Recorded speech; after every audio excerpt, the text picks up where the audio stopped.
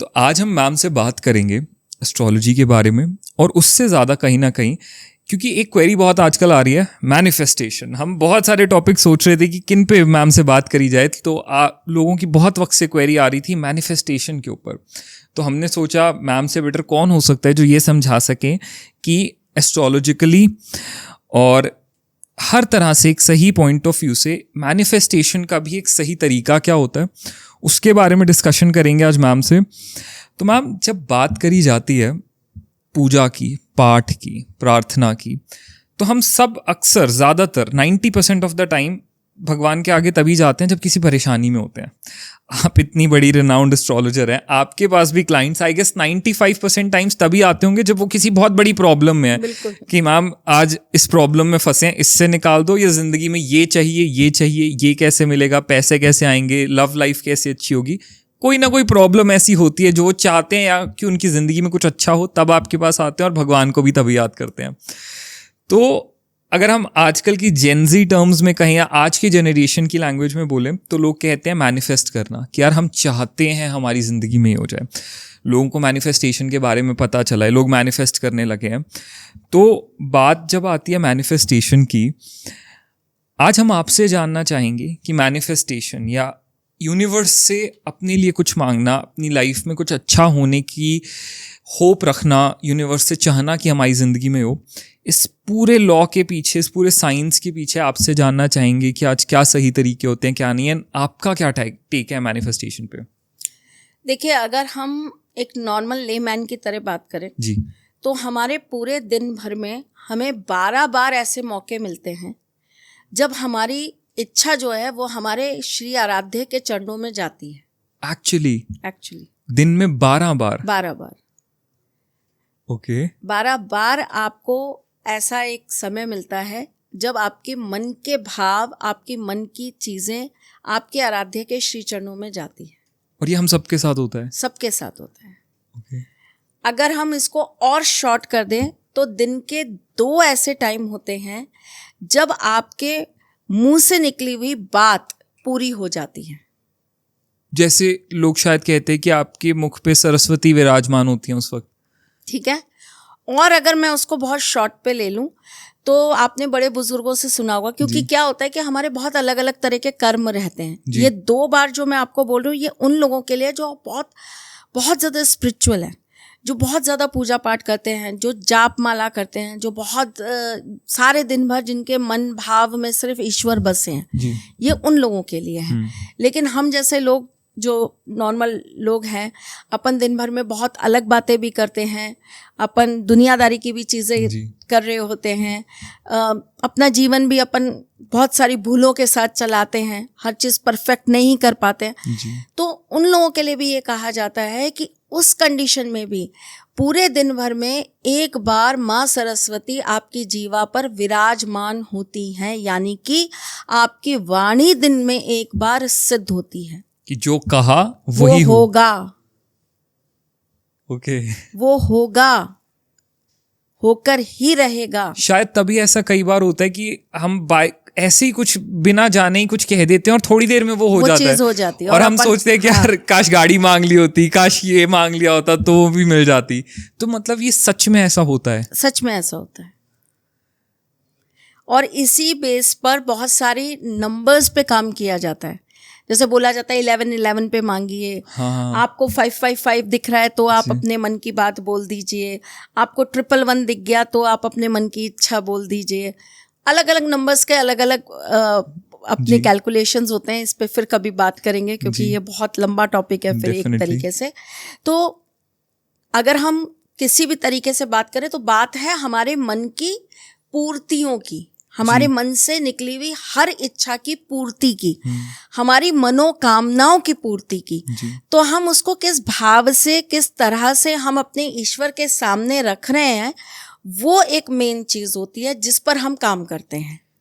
अब क्या है, बहुत नॉर्मल तरीके बना दिए, बहुत इजी तरीके बना दिए, अंग्रेजों ने उसको और अच्छी टेक्निक्स बना दिया, तो ये अलग अलग तरीके से लोगों के सामने आने लग गई। हर किसी ने अपनी एक नई चीज़ आपके सामने ला दी, अपना एक मैं अगर आपको एक बहुत छोटी सी एक बात यहाँ समझाऊं तो उन्होंने अपना एक पैटर्न दे दिया आपको कि इस पैटर्न पे करिए, देखिए आपकी बात पूरी होगी। जैसे 11-11 भी उन्हीं का शायद दिया हुआ है, 11-11 उन्होंने दे दिया आपको, वाटर थेरेपी उन्होंने दे दी आपको।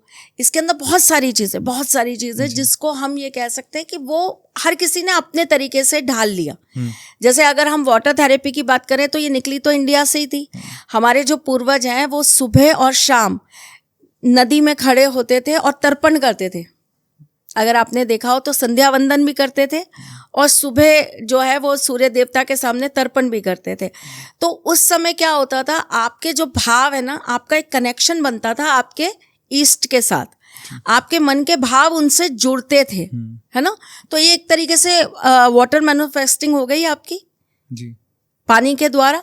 अब इसके बहुत सारे अलग अलग तरीके आ गए कि आपने ग्लास सामने रखा, उस पर कुछ नंबर्स लिख दिए, आपने ग्लास सामने रखा, आपने उस पानी को पी लिया, आपने कुछ मंत्र बोलकर उसको पी लिया, आपने किसी फोटो के ऊपर एक पानी का ग्लास रख दिया, फिर आपने अपने मन की इच्छा बोल दी, फिर आपने उसको पी लिया। तो ये बहुत अलग अलग तरीके हैं ईश्वर को जल अर्पित करते हुए। तो बहुत सारे मेथड्स हो गए हमारे पास में।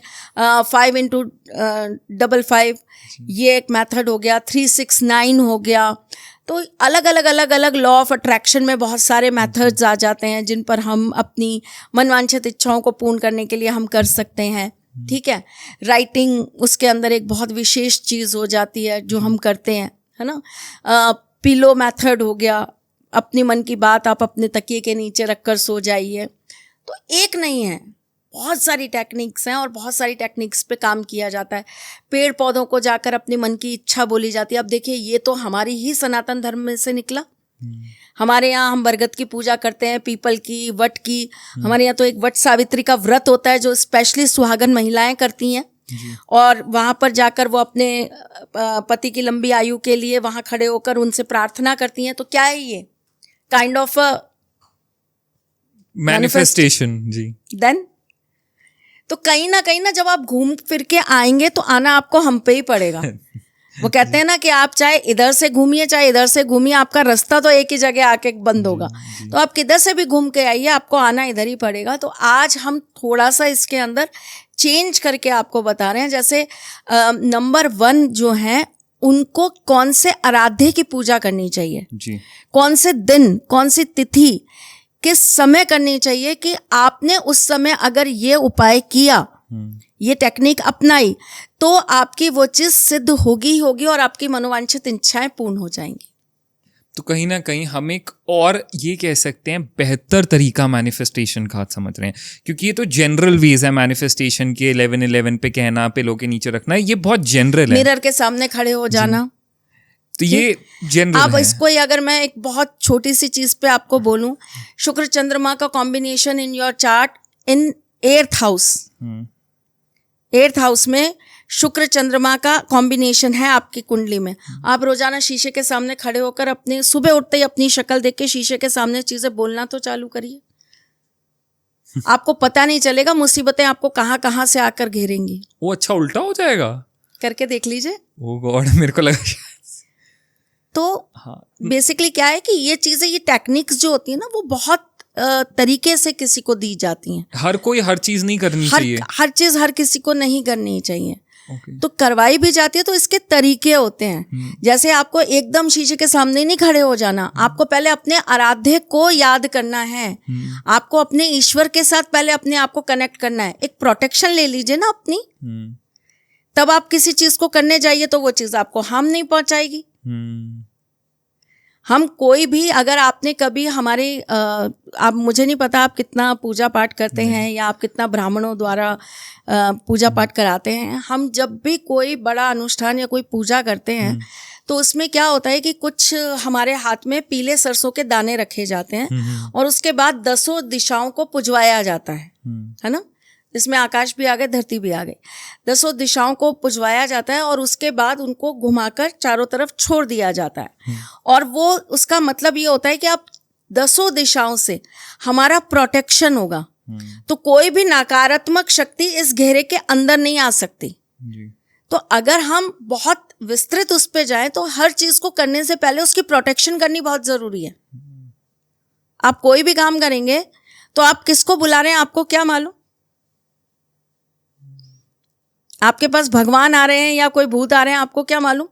दोनों ही आपकी मनोकामना पूरी करते, दोनों को ही अपना बल बनाने के लिए अपने भक्त चाहिए। तो आपकी आत्मा किसके पास है? ईश्वर के पास है तो बहुत अच्छा है भैया, आपको मोक्ष मिल गया।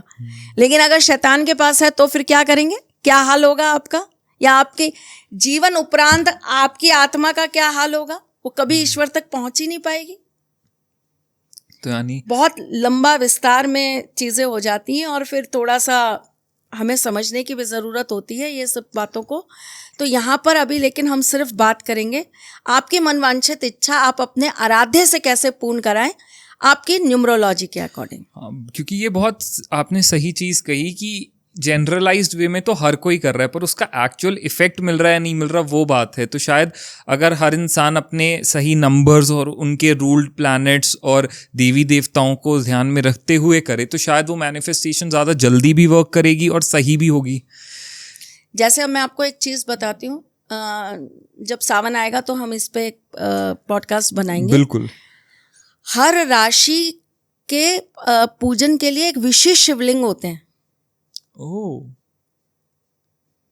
वो उसी धातु से या उसी पत्थर से बने हुए शिवलिंग का पूजन करेंगे तो उनको उसका 100% ज्यादा पॉजिटिव इफेक्ट मिलेगा।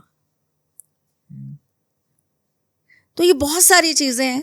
शायद हमारा धर्म एक्चुअली अगर हम हिंदू धर्म देखें, सनातन धर्म देखें, तो उसमें ये प्रिसाइज छोटी छोटी जो बारीकियां हैं यही सबसे एक बड़ा वो है कि हर इंसान के लिए उसके नक्षत्रों के हिसाब से और हर चीज़ के हिसाब से एक सही चीज़ करने का तरीका है। बिल्कुल है। तो ये बहुत सारी चीज़ें हैं, वो एक दिन तो पॉसिबल नहीं है। मुझे लगता है वो तो एक दिन बैठेंगे तो सालों पता नहीं कितने गुजर जाएंगे। बिल्कुल।